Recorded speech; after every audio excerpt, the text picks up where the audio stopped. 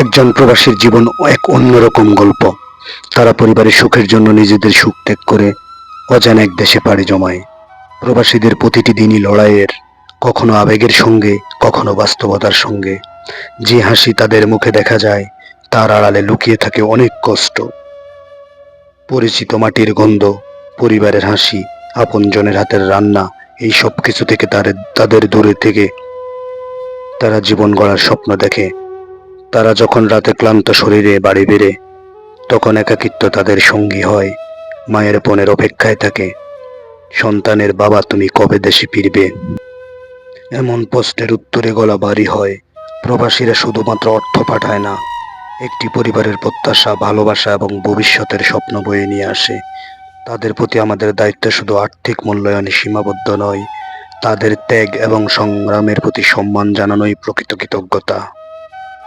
প্রবাসীদের প্রতিটি মুহূর্ত যেন এক একটি সংগ্রামের গল্প। দিনের বেলা কঠোর পরিশ্রম, রাতের বেলা নিঃসঙ্গতা। তাদের কষ্ট কেউ দেখে না, শুধু দেখে মাস শেষে তারা কত টাকা পাঠায়। কিন্তু সেই টাকার পিছনে ঘাম, চোখের জল আর হৃদয়ের ব্যথা কজনেই বা বুঝে। বছরের পর বছর প্রিয়জনদের ছাড়া থাকে এই প্রবাসীরা।